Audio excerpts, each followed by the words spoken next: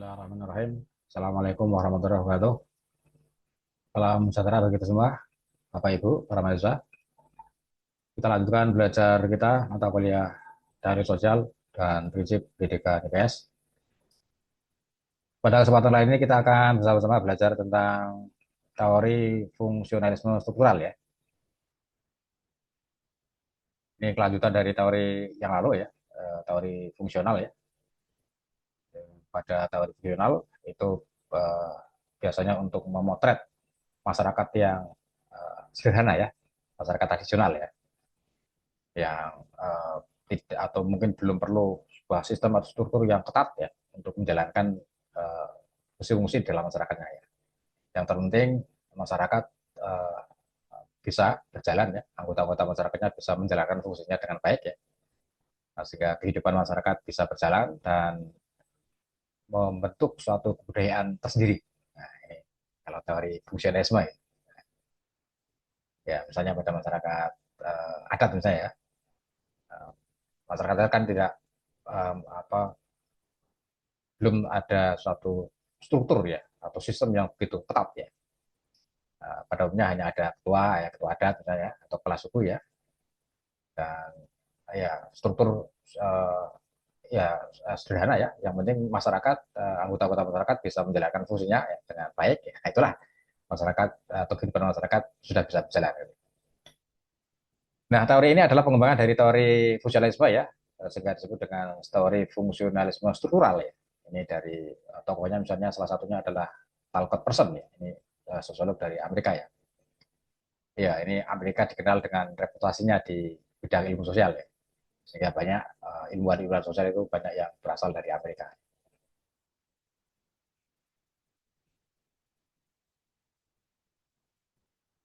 Nah, teori ini, teori struktural fungsionalisme itu menekankan pada dua kata kunci. Yang pertama adalah keteraturan. Keteraturan dari struktur atau sistem ya. Sehingga penting di sini adanya suatu struktur ya atau sistem ya. Sistem ya biasanya di dalamnya ada struktur ya. Nah, bagaimana masyarakat itu menjaga adanya peraturan di dalam sistem ini ya, di dalam struktur ini. Dan eh, teori ini juga didasarkan pada tindakan sosial. Jadi agar struktur itu bisa teratur, sistem itu bisa berjalan ya, maka tindakan-tindakan sosial anggotanya ya, warganya ya, itu juga penting ya untuk membangun suatu sistem yang teratur, struktur yang berjalan dengan teratur. Nah, itu kata kuncinya ya, keteraturan dan tindakan sosial. Ya. Nah, secara teori gambarnya begitulah. Kemudian teori ini diasumsikan dengan sebuah singkatan ini ya. Ini ada singkatan untuk menggambarkan bagaimana sebuah keteraturan di dalam masyarakat itu tercipta ya, yaitu dengan yang disebut dengan skema agil ya. Nah, ini singkatannya. Panjangan dari adaptasi, adaptation ya, goal attainment, integration, dan latensi. Inilah yang akan membangun keteraturan ya di dalam sistem. Adaptasi ini adalah sistem menanggulangi sistem situasi di luar ya. Jadi beradaptasi dengan dunia luarnya, dengan sistem di luarnya. Sebuah sistem itu mesti harus beradaptasi dengan sistem di luarnya ya, sehingga sistem itu bisa berjalan, bisa bekerja. Ya. Kemudian sistem itu juga harus merumuskan, mendefinisikan tujuannya. Tujuannya apa? Goal attainment dan bagaimana mencapai tujuan utamanya ya. Jadi dirumuskan tujuannya, didefinisikan tujuannya, dan bagaimana tindakan-tindakan untuk melaksanakan atau mencapai tujuan itu, goalnya ya. Terus yang ketiga adalah integrasi ya. Bagaimana masyarakat itu bisa menyatu, bersatu ya. Bagian-bagian di dalam masyarakat itu bisa saling berinteraksi, berhubungan ya dengan baik ya sehingga terjadi sebuah kesatuan ya, integrasi. Kemudian latensi. Nah, ini memelihara ya. Sistem itu bisa memelihara, memelihara nilai-nilai, memelihara norma-norma ya, sehingga itu akan bisa menjaga ya, mempertahankan sistem itu terus bertahan. Ya. Nah ini uh, skema agil itu ya, gambarnya begitu. Nah kalau kita gambarkan dengan lebih eh, jelas lagi.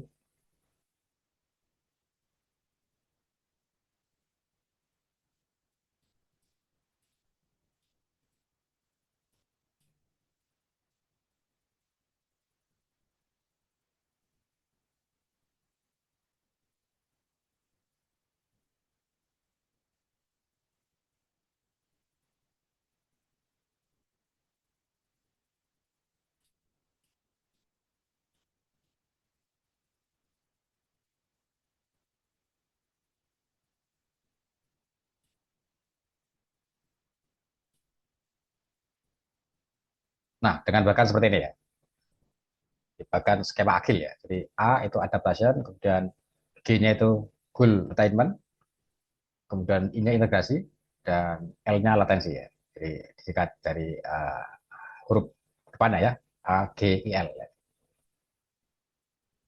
Adaptasi, goal attainment, integrasi, dan latensi. Wah ini bagi panjenengan yang kepala sekolah bisa ya, wah ini bisa mungkin bisa digunakan ya untuk bagaimana menganalisa ya sistem di sekolah itu ya.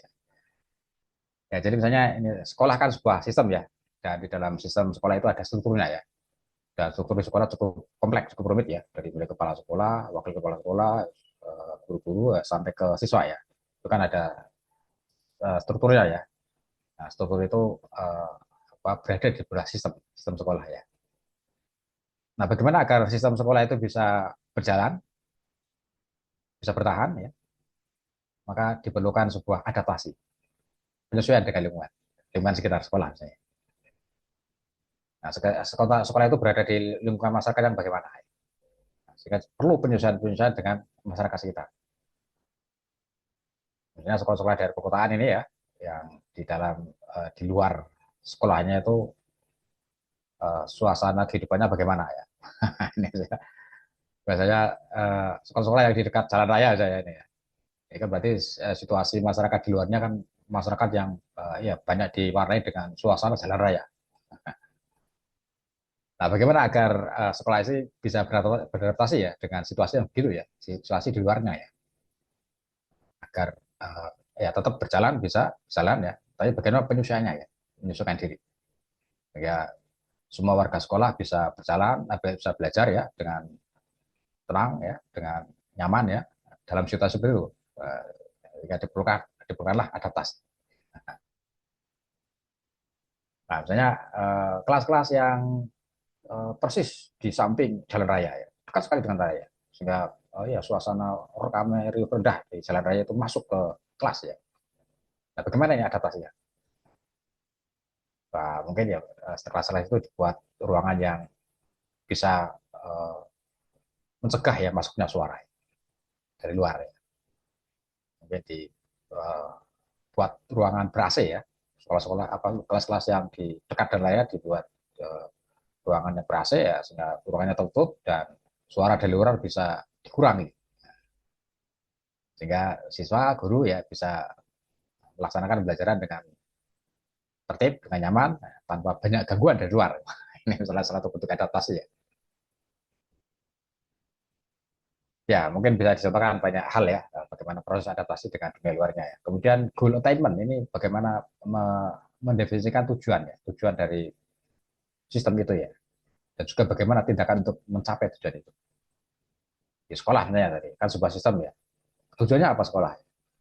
Tentu saja kan menciptakan suasana belajar yang menyenangkan ya, yang nyaman ya, yang tenang ya bagi warga belajarnya ya. Tujuannya adalah itu. Sehingga dengan suasana itu nanti akan tercapai ya prestasi ya, ya, ya semua yang ingin dicapai itu bisa tercapai gitu. Ini perlu tindakan-tindakan tertentu ya. Nah, perlu merumuskan tujuan dan tindakan-tindakan untuk mencapainya. Terus juga bagaimana mengatur hubungan-hubungan di antara bagian-bagian itu ya. Hubungan-hubungan antara guru dengan siswa ya, guru dengan kepala sekolah ya, dengan wakil kepala sekolah, dengan tenaga pendidikan ya. Ya, semuanya ada proses untuk menjaga hubungan itu ya, agar hubungannya baik sehingga masing-masing bisa berfungsi dengan maksimal.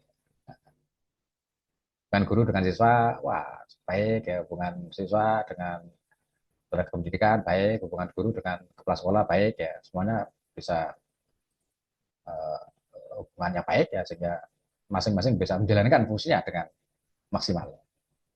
Berarti menjaga ya, sehingga terjadi integrasi ya, semua bagian-bagian dalam situ bisa menyatu. Kemudian yang berikutnya adalah atensi ya, bagaimana sistem itu memelihara sesuatu yang sudah baik, dipelihara, dipertahankan ya, kemudian ada yang kurang baik, diperbaiki ya. Nah, sehingga sistem itu nanti akan bisa berjalan terus, bisa bertahan terus ya, dengan dasar ya, nilai-nilai yang sudah disepakati bersama ya, norma-norma yang disepakati bersama, semuanya bisa berjalan, nah, sehingga sistem itu bisa berjalan, bertahan ya, terpelihara.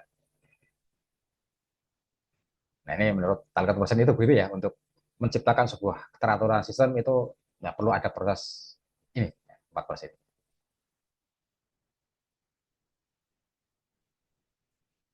Nah, prasyarat fungsional dari sebuah sistem fungsional adalah bahwa sistem fungsional harus terstruktur, ada strukturnya. Dan struktur itu bisa bekerja. Di sekolah ya, kan ada struktur ya. Dan struktur itu bisa bekerja. Dari atas sampai bawah semuanya bisa bekerja. Dari kepala sekolah sampai siswa, tenaga pendidikan, semuanya bisa bekerja ya. Dan dalam hubungan yang harmonis. Terus untuk menjaga sistem maka harus memperoleh dukungan dari sistem lainnya ya. Bagaimana keberadaan sistem di sekolah itu juga memperoleh support dari sistem di luarnya ya. Sistem di luar yang punya keterkaitan dengan sekolah ya, itu juga mendukung ya. Misalnya kalau di sekolah ada komite sekolah ya, komite sekolah ya, yang apa ya, para wali siswa misalnya ya, yang tergabung dalam komite ya, itu juga mendukung ya, mendukung sekolah itu ya. Sehingga sistem sekolah juga bisa ya mendapat dukungan dari sistem di luarnya ya. Kemudian sistem sosial dapat memenuhi kebutuhan para aktornya ya. Jadi pada orang apa pihak-pihak yang di dalam sistem itu bisa terpenuhi kebutuhannya ya. Semua terpenuhi kebutuhannya ya. Siswa yang ingin belajar juga terpenuhi ya. Kebutuhan belajarnya ya. Guru juga begitu ya. Kepala sekolah juga begitu ya. Tenaga pendidikan juga begitu ya. Semuanya bisa terakomodasi kebutuhannya. Dan melahirkan partisipasi. Sistem itu melahirkan partisipasi. Ada proses mekanisme sistem itu mengakomodasi ya partisipasi dari semua pihak ya. Dari bagian-bagian unsur-unsur di dalam sistem di sekolah itu. Terus mampu mengendalikan perilaku yang berpotensi mengganggu. Wah ini, ya, ya, sekiranya di dalam sistem itu ada sesuatu yang bisa mengganggu kinerja sistem, ya, kerjanya sistem, nah ini bagaimana diatasi ya, dikendalikan. Ada proses pengendalian untuk uh, mengatasi ya gangguan-gangguan di dalam sistem. Demikian pula bila terjadi konflik ya, bila terjadi konflik, bagaimana konflik itu dikelola ya, di manage ya, dikendalikan ya, sehingga konflik tidak membesar, tidak memuncak ya, sehingga menjadi sampai terjadi menyebabkan kekacauan sistem misalnya. Nah, itu bagaimana dikendalikan. Terus untuk menjamin keberlangsungan sistem juga diperlukan simbol-simbol ya di dalam sistem sosial itu. Simbol itu adalah bahasa ya. Bahasa inilah yang akan menjembatani ya berbagai eh, kepentingan ya, berbagai kegiatan ya di dalam sistem itu ya, sehingga bisa bekerja ya dengan adanya bahasa ya, bahasa yang digunakan oleh sistem itu. Ini prasyarat fungsional dari sebuah sistem ya. Nah itu semua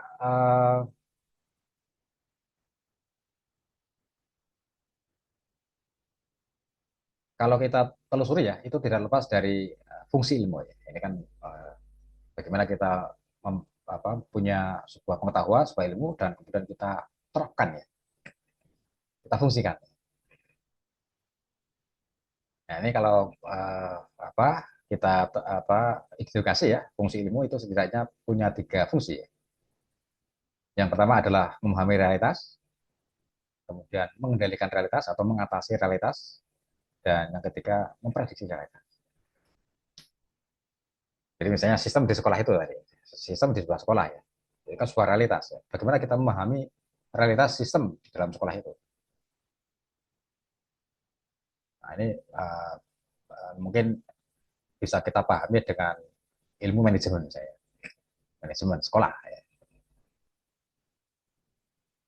Dalam manajemen sekolah itu ada perencanaan, pelaksanaan, ada sudah ya, itu kan apa ilmu manajemen.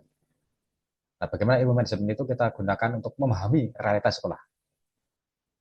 Bagaimana sebelum melaksanakan kegiatannya atau aktivitasnya, sekolah itu melakukan perencanaan. Perencanaan di sekolah bagaimana? Oh, semuanya sudah terencana dengan baik. Kemudian pelaksanaannya bagaimana? Oh, pelaksanaan juga berjalan dengan baik, dengan lancar. Sampai evaluasinya ya, sampai titik lanjutnya misalnya. Nah, semuanya bisa berjalan dengan lancar.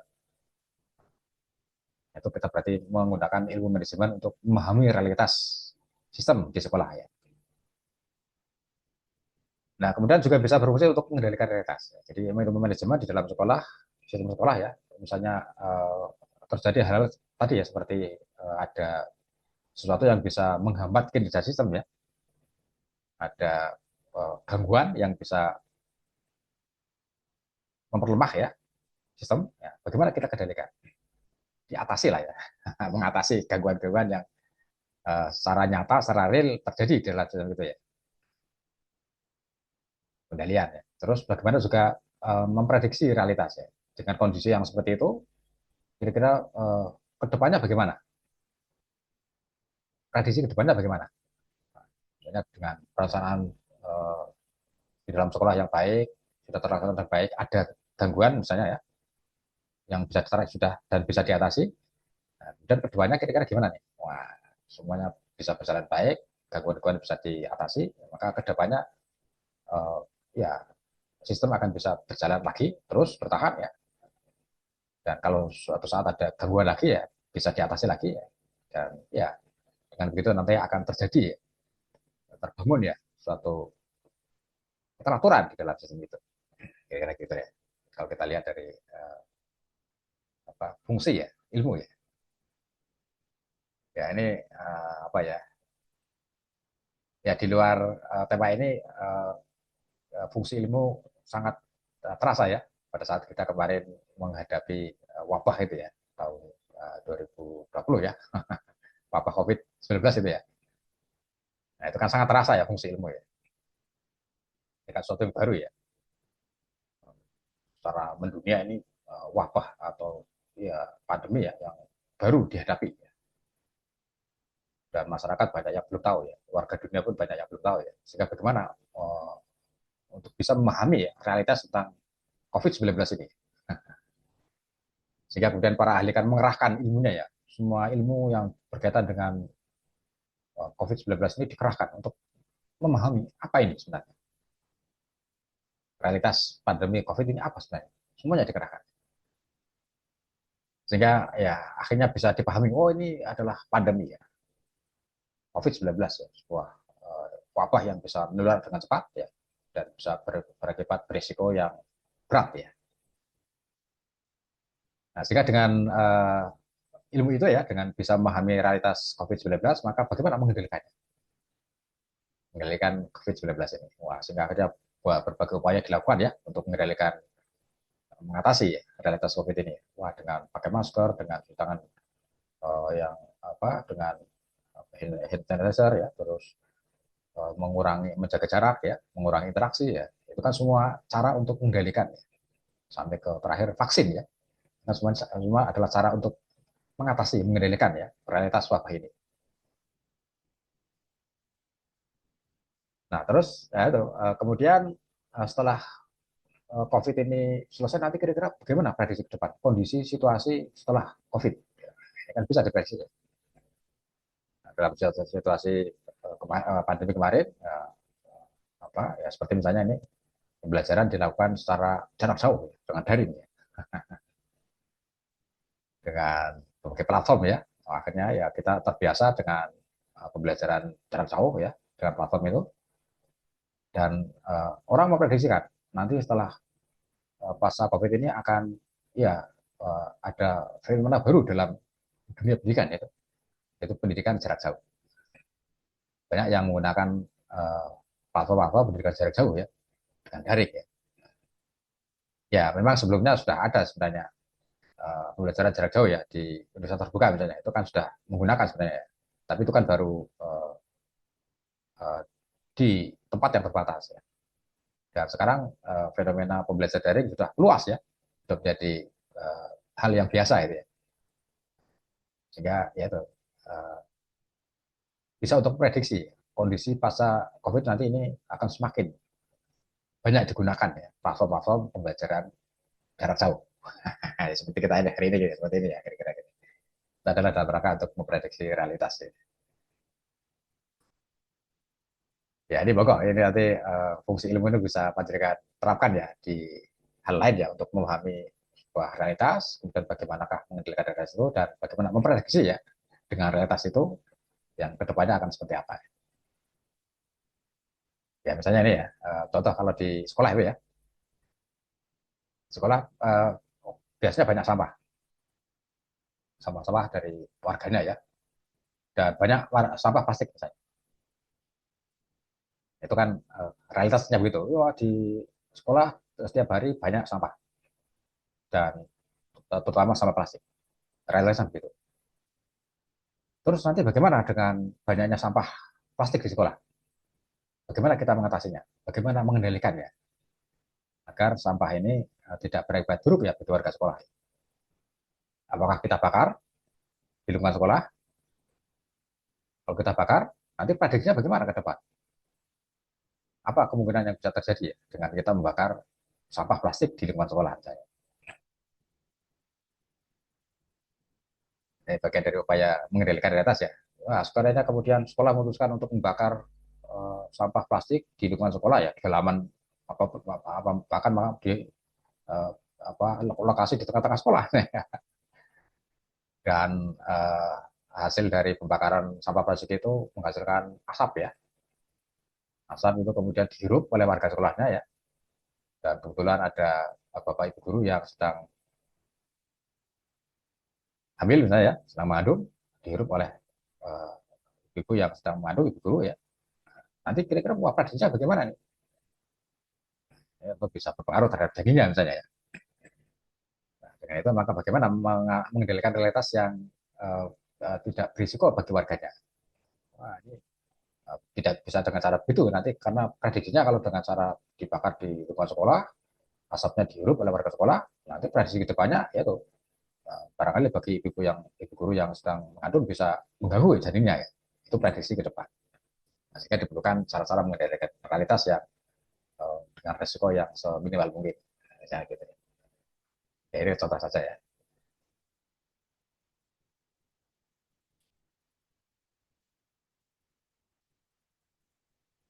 Ya, ini kira-kira untuk teori struktural fungsionalisme ya. Semoga menambah hasanah pengetahuan kita ya.